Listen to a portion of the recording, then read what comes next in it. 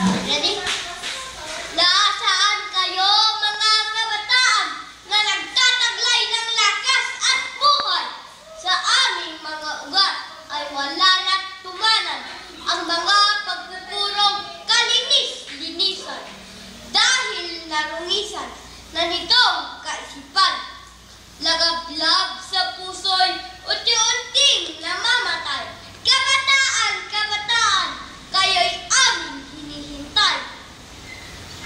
Kabataan, kami, kabataang luwal ng panahon.